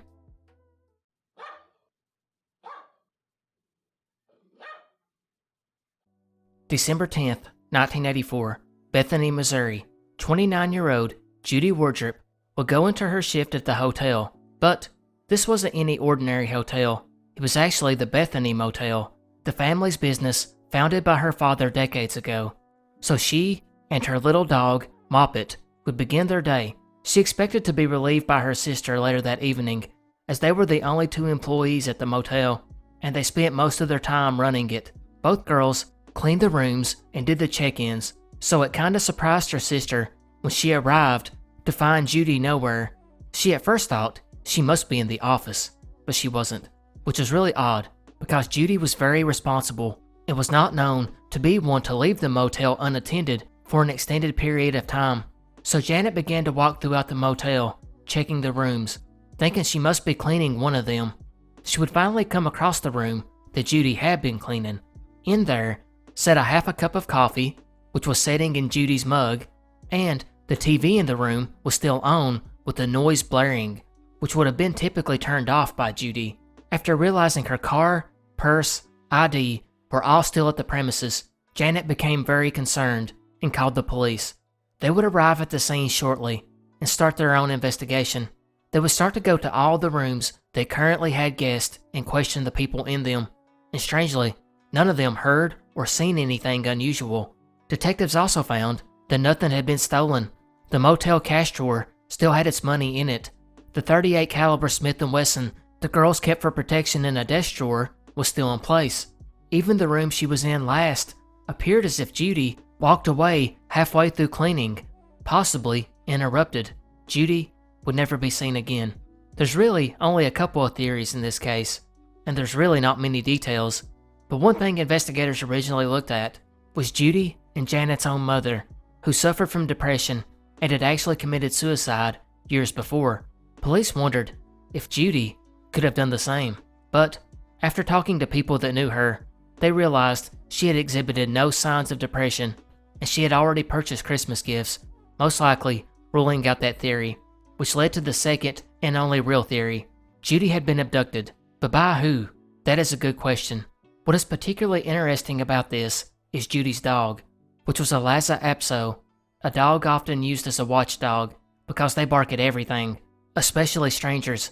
This dog was with Judy and was also now missing, which would imply that whoever abducted Judy most likely knew her and was familiar with the dog, which is why no one reported hearing or seeing anything out of the ordinary. It's also possible someone lured her away to a vehicle where they then got the drop on her, but with her having that dog around, this doesn't seem likely. Investigators did find out that Judy had a much older boyfriend, but he was cleared when his alibi checked out. Other than that, I couldn't find anyone else that was looked at. Some have speculated that it was a stranger, maybe someone who had seen her from the highway that ran in front of the motel, and this person pulled off to do it, like a spur-of-the-moment thing. Others have suggested she was being stalked by someone, or less likely, a serial killer. But I keep coming back to that dog. How in the world was she abducted from a room while accompanied by a dog that is known to bark at everyone, and yet nobody reported hearing a dog barking? And how was she presumably taken to a vehicle in the parking lot in front of the motel and highway in the middle of the day and not one person see it? She has been missing close to 40 years, and police are seemingly no closer now than they were then.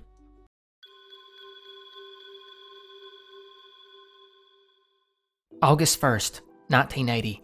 Holmes Beach, Florida.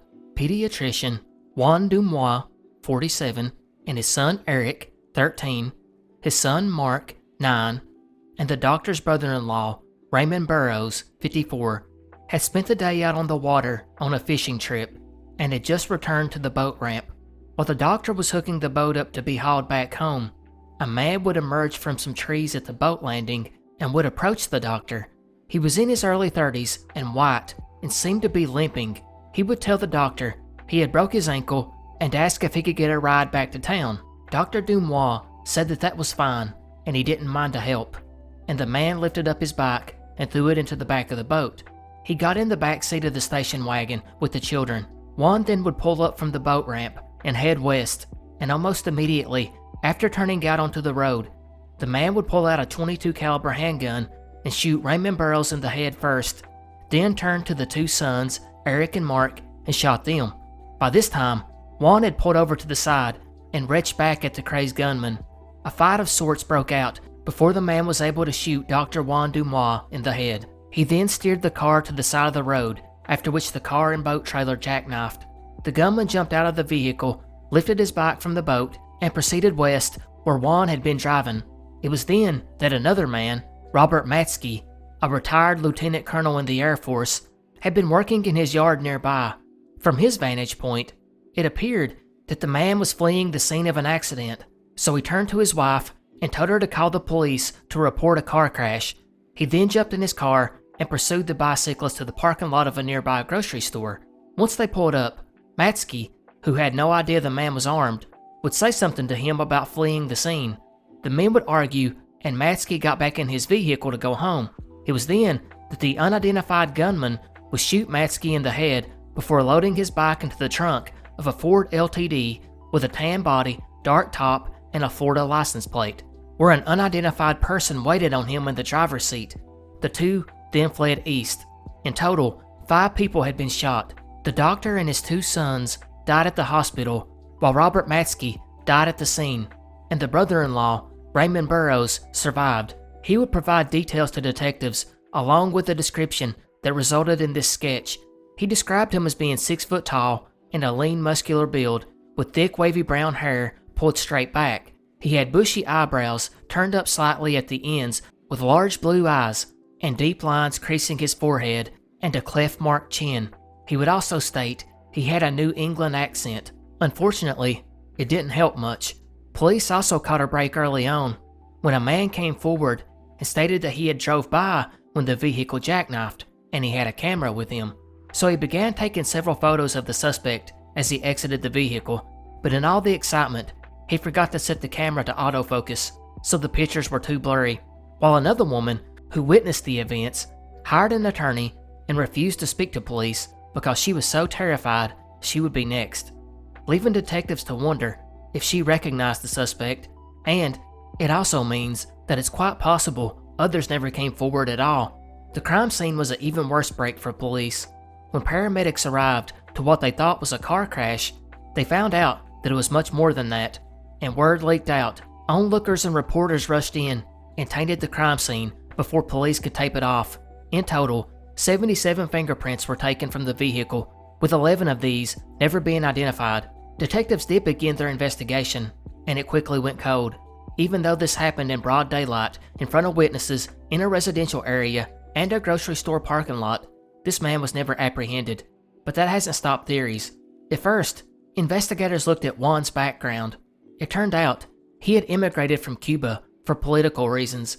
He actually had ties to anti-Castro activists, and it was thought that maybe Castro, or someone in the government, had arranged his assassination.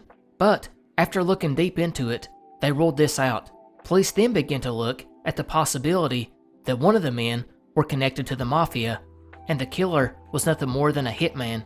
One jailed mobster would even claim that Raymond Burroughs was actually the target, which would be sorta ironic since he was the only one who survived. The mobster would claim the 2 drug traffickers had orchestrated the hit, but when Burroughs was questioned about if he had any dealings that could cause a gunman to track him down, he said no, and he passed the polygraph. When those rumors went nowhere, police then began to look at the possibility that the gunman was an outraged parent whose child had died under the doctor's care. But again, this seemed more like a shot in the dark than anything based on real evidence. Juan's wife has always believed the loss of her husband and 2 children was nothing more than a random act of violence. She told police that her husband Juan was not involved with the mafia or drugs, although the police had floated that theory to her. She would also claim that detectives speculated that someone unhinged or on drugs could be responsible, maybe a Vietnam vet with PTSD. However, going against that theory was the fact that the getaway driver was waiting, and the fact that the man had a bicycle. And this is something that police have never been able to determine conclusively. Was it planned or random? Well, the Dumois family were on vacation, and people that knew them did know this. However, that fishing trip was planned last minute that morning, so how could a planned hit take place when the Dumois family didn't even know until just a few hours before they would be going fishing, and if it was planned, it probably wasn't a hitman, as sloppy as it was, in broad daylight at a busy intersection and a grocery store parking lot. That doesn't sound professional. And finally, if it wasn't planned, then why in the world did he do it? Unfortunately, in the 4 decades plus, not one theory has ever been proven conclusive, nor has the man been caught.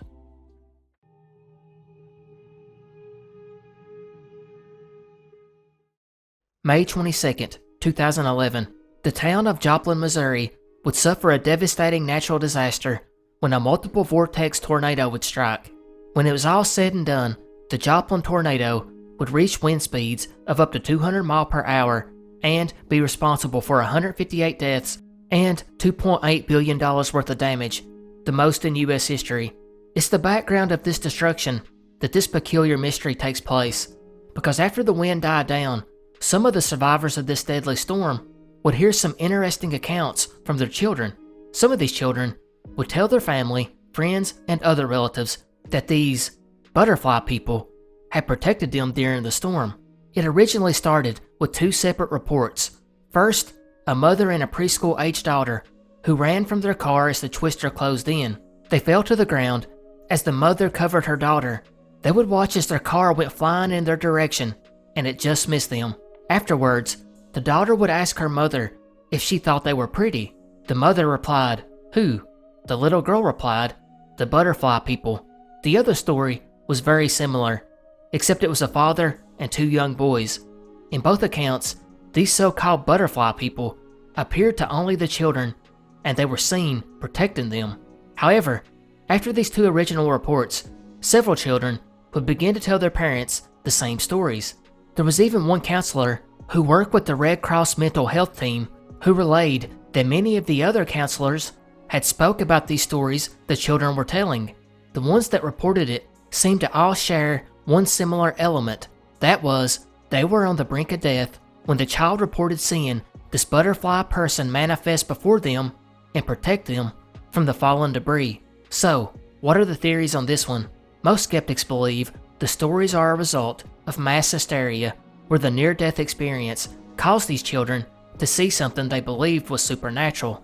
They further point out that Joplin is in the middle of the Bible Belt, which means that most of the children would already be familiar with angels and the such, and that most likely the children had imagined the whole thing in a way to process the trauma. However, others who believe in angels believe that is exactly what it was, and that the children perceived these angels as butterfly people because they couldn't visualize what they would perceive an angel to be. Strangely enough, a mural artist had visited Joplin prior to the tornado with plans to start a new project.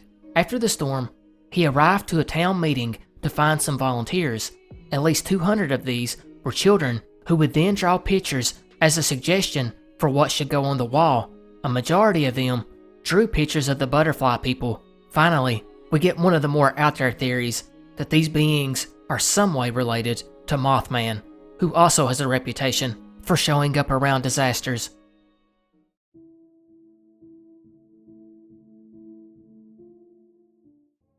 December 22nd, 1991, Benton, Louisiana. The Calcasieu Parish Sheriff's Office would receive a phone call from a homeowner who had found some skeletal remains near his property. The authorities would go out to the scene to find a woman's body in the driveway.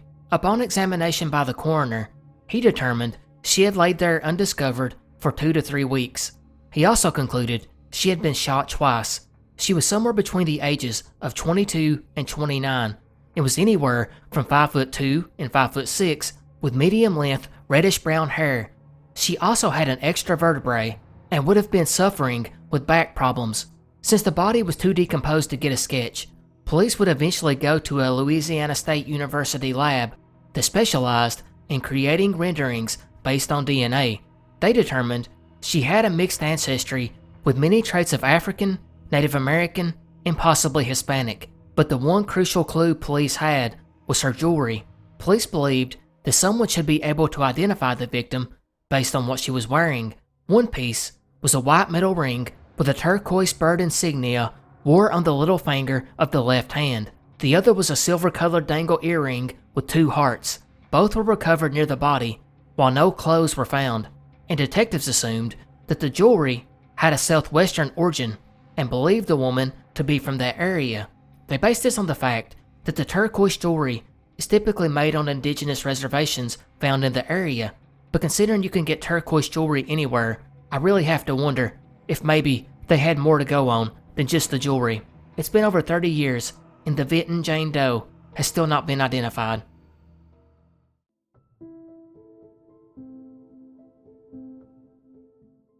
July 21st, 1990, Killeen, Texas. 13-year-old Deanna Merrifield was staying up late watching movies with her grandmother. Deanna had only recently moved in with her grandmother because her mother was an alcoholic. She had bounced around with several relatives before landing here, so it's probably no wonder that Deanna was described as a free spirit, or maybe more accurately put, a rebellious teen. But it's late this night that her grandmother would finally go to bed that Deanna would decide to sneak out of the house as she wanted to go visit her twin sister Rebecca, who lived 2.5 miles away. So at 3:30 a.m. that morning, now July 22nd, a brown or bronze 4-door vehicle driven by either 2 white men or Hispanic men would pull up at a residence where Deanna's twin sister Rebecca was staying. Deanna would run up to the trailer window and wake Rebecca up, and the 2 girls would chat for a while. Deanna then left with the same men that Rebecca did not know. This would be the last time Deanna Merrifield was seen.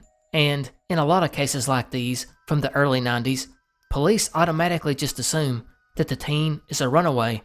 But in this case, could they be right?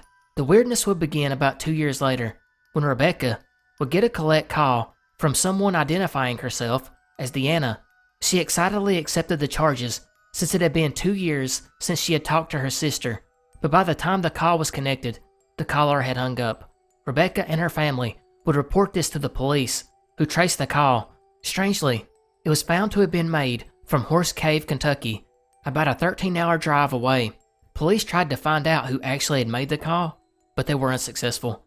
Now here is where it could easily be written off as nothing more than a prank call, but what happened next could not be so easily dismissed. As Rebecca grew up, she would continue to search for Deanna, and at one point, she would discover something that really brought optimism to her search. She found out that in 1995, a police officer in Hurst, Texas, about a 2.5-hour drive away, had actually ran Deanna's name and date of birth through their computer at a traffic stop. By 1995, Deanna would have been 18 and could have easily been driving, yet if she had gotten a license, that would have been easier to find. So it's likely the officer ran her info because she was a passenger in whatever vehicle he pulled over, or he may have had reason to stop her while she was out walking somewhere. It's even possible that this officer just asked for her info because she was a witness to an accident. Regardless, the question remains, the person that gave that info to the officer, was it really Deanna? Or was it a stolen identity? Although identity theft didn't become a huge thing until the late 1990s, it still occurred. But who would want to steal the identity of Deanna? And just who were those 2 men that were driving her around to begin with? Furthermore, if Deanna ran away, she took no belongings, which seems odd. Another twist in this case is a relative that lives out of state claimed that between 2000 and 2002, Deanna visited and said she wanted to remain hidden and that now she had multiple tattoos. This person's account has never been verified, and from what you can pick up online, it seems like her family don't really seem to believe this. So I ask you, do you think Deanna ran away and started a new life somewhere else? Or did something more nefarious happen? Let me know below.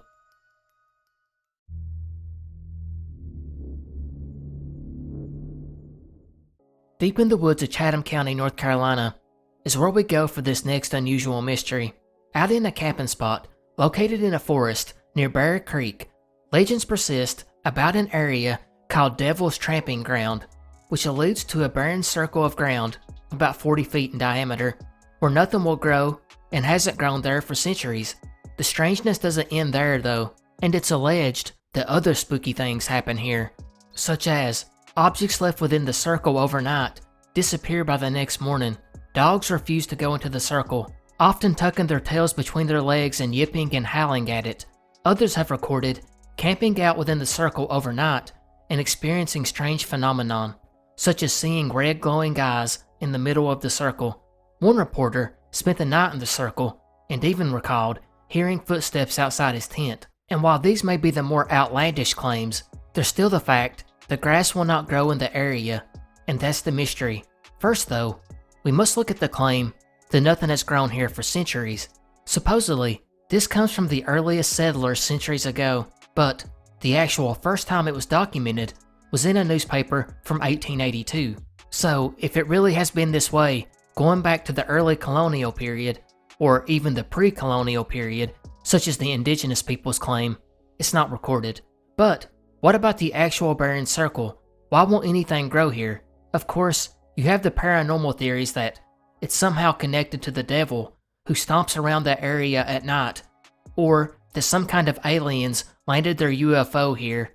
Others tie it to indigenous legends, or the lost colony of Roanoke.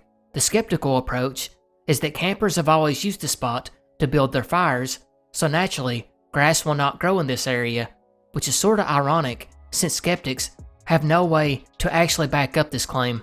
Interestingly, in 1946, it was reported that there had been soil analysis done, which showed the soil was acidic and sterile, with no explanation as to why, while in recent years, a local retired soil scientist would do his own test, finding that the pH was higher in the soil and had more zinc, copper, and sodium, but nothing that would impact the soil's fertility, and does not explain why nothing will grow there.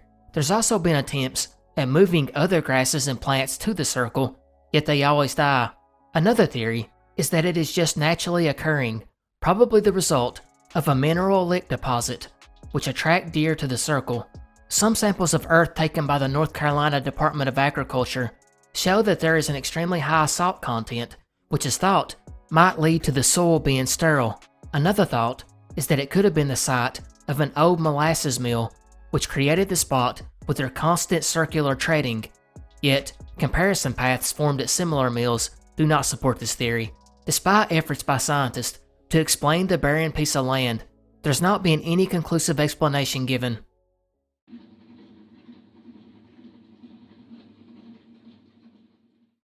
November 1st, 1987, Beaufort, South Carolina. 34-year-old military wife Margaret Schuler would go to the laundromat of the apartment around 8 p.m. to wash and dry some clothes. Now, records from this case are very spotty, and there's not a lot of details that's been publicly made, but at some point, her small child, a little girl, would find Margaret laying down outside, and again, because it's not well documented, I'm going to assume that this young child went to get an adult who then called authorities. Police would arrive to the scene shortly, and detectives began to look over the scene, and it's here that they spotted something odd about this crime, because not only was Margaret now deceased from gunshot wounds, but a trail of blood leaving the crime scene went off into the distance. It left investigators perplexed. Margaret did not carry a gun, nor did she have any other weapon on her, nor was this blood from, say, fingernails that scratched up her attacker. No, this was a trail of substantial blood loss fleeing the scene. But when the medical examiner looked over Margaret's body, and investigators looked closer at the scene, they made a crazy discovery. It appears that whoever shot Margaret had been victim to that bullet ricocheting back up and into his body. And with that amount of blood loss, medical care would be needed. So an easy case, right? Well, that's what detectives thought too. But strangely, they began to search numerous hospitals throughout South Carolina, but nobody had came in due to a gunshot wound. Even up to 2 days later, most in law enforcement began to wonder if it was possible the man had bled out during his escape, maybe dying somewhere in the woods and just has not been discovered yet. But this line of thought was soon dismissed when the small .22 caliber pistol was found several months later by crew clearing a parking lot off of the highway. The now buried pistol was a perfect match to the bullet shell casing found outside the laundry room. Blood was collected, but at that time, the only thing they could test for was blood type. By 1999, the DNA was submitted, but it didn't find a match, meaning whoever had done this had not been arrested for a violent crime, But by 2019, Parabon Laboratories would use the DNA to create a physical appearance for the suspect, as you can see here. One other odd thing about this crime was the pistol itself. The weapon dated back as far as the 1940s and is a French gun. A lot of the servicemen coming back home from World War II brought this gun back home with them, and it's thought that some soldier probably brought it back, and it had been traded and sold, probably changing hands a few times until it made its way back to the suspect. Also stumping investigators was a motive. Nothing was stolen, although maybe the perp could not take anything after being wounded, but maybe she was being stalked. Did he attempt to assault her? Investigators have no idea, but they do believe that Margaret fought back and the two were actually in a struggle when the suspect's gun went off, striking and going through Margaret, ricocheting back and hitting him, which is the really big key to this mystery. What did this man do afterwards? Detectives have stated it was a considerable amount of blood loss, and he would have likely needed medical treatment. Is it possible that he, or someone that he knew, was able to remove the bullet and patch him up? Or did he live long enough to bury the weapon somewhere and then died himself? Or finally, did he somehow miraculously survive and is still living in the area to this day?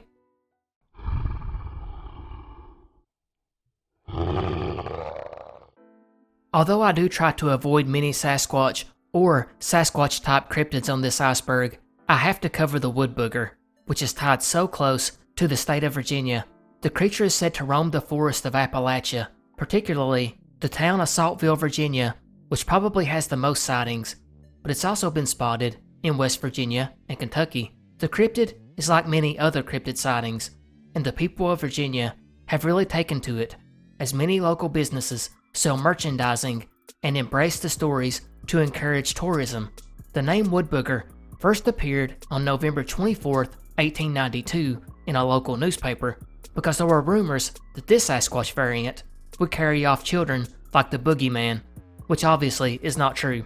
But one of the more noted sightings was discussed on the Spooky Appalachia podcast when, in the 1920s, on the Kentucky-Virginia border, the postman, who in those days had to deliver mail by horse, was crossing a creek when he heard a splash behind him.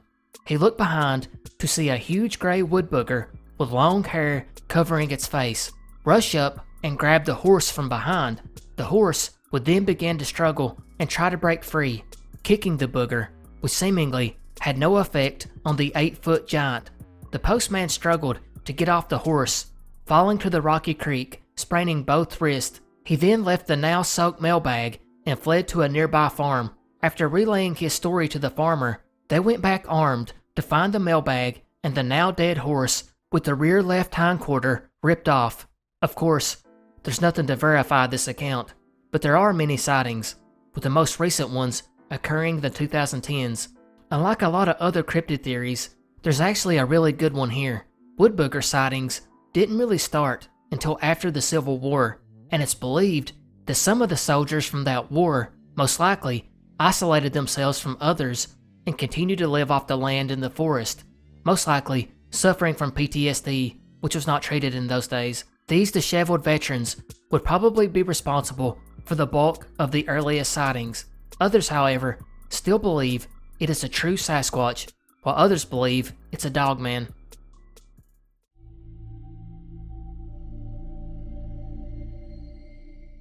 Summer, 1969, in Kruger, Mississippi. Farmhands were digging on a plantation when a backhoe operator felt a crunch. Jumping down, he looked, and just 3 feet into the dirt was a very, very old coffin made of cast iron and glass, where the body was visible inside. It's called a Fisk iron casket, and they preserve the body until the glass breaks, where it then deteriorates rapidly. They were popular in the mid-1800s, so the deceased could be transported long distances and still viewed during the funeral. Or, in the case that the person died from a highly contagious disease, it allowed people to still view the body. The woman wore a red velvet dress, white gloves, and square-toed boots from sometime in the 19th century. Because the coffin had been filled with an alcohol preservative and sealed, it left the woman looking like she did the day she died. Although, now that the backhoe punctured a hole in it, that would not be the case for long. She appeared to be between her 20s and 30s. She had long brownish black hair and at the very least had died 75 years prior, which would put her death at the latest in 1994, although it's likely she died way before this. Local historians would try to find the woman's identity, but they could never find any records that matched.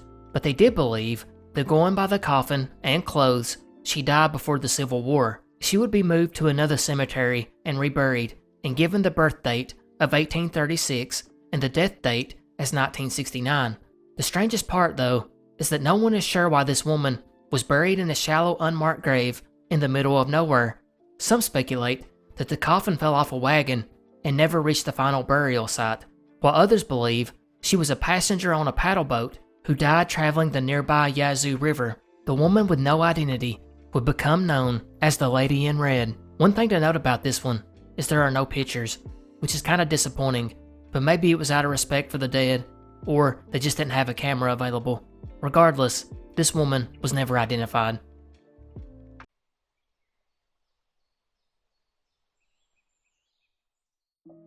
Chances are, since you are watching this video, you are very familiar with the Brandon Lawson case, which involved a man in West Texas who, after running out of gas, would call family and the police, claiming people were after him, only for the police to arrive and find no sign of Brandon. It's a very infamous and perplexing case, but what if I told you there's a very similar, although less known case in Georgia? June 2nd, 2007, 31-year-old Benjamin McCullers was traveling through McIntosh County when he would call his fiancée at 9:30 p.m. to tell her he had run out of gas. Now, as mentioned, this is a lesser known case, and there's not a lot publicly available, but for whatever reason, the fiancée did not go pick him up. I assume because it was so close to his house when he called, and it's possible he had told her he planned to walk the rest of the way. I'm not really sure. What makes it odd though, is the next day, his fiancée would receive 4 phone calls from Benjamin. Each time, the cell signal was so weak she could not make out anything he was trying to say. Someone, I'm assuming her, would eventually call the police to report him missing. It didn't take authorities long to find his truck. It was parked and locked crookedly in a ditch off of the highway just a few miles from Benjamin's home, and was sitting exactly where he had told his fiancée that it was. It was out of gas, but his cigarettes, checkbook, and a small amount of cash was still sitting inside. However, there was not one sign of Benjamin. Investigators would do a cursory search of the area and found something even more bizarre. About 50 yards from his vehicle, in a field next to the road, was the car keys. Nobody could explain why they were there. I wasn't able to find out if Benjamin had any drug problems like Brandon, but he did actually own his own construction company and seemed pretty successful, as well as being an avid hunter and fisherman, which would make you think he wouldn't get lost so easily in a field next to his house. His credit cards, cell phone, and bank account have not been used since. His father noted he was physically fit and would have been able to defend himself within reason. There's not a lot of theories on this one, but some wonder if he had a problem in Georgia and just wanted to escape and started over somewhere else, maybe over the border, or maybe he committed suicide, although you would think they would have found remains. Also, the big question, why did he call his fiancée 4 times the next day? Had he gotten disoriented and lost in an area with bad cell phone signal? Others speculate he was attacked by an animal, a black bear.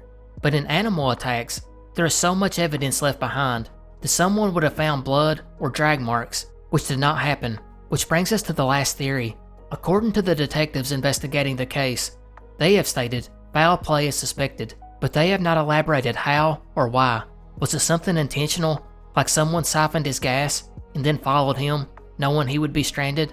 Then they did whatever to him, took his phone, made a few phone calls the next day before discarding it? Or is it possible that Benjamin was walking, got hit by a driver who then panicked and hid the body? Over a decade later, we are no closer to knowing.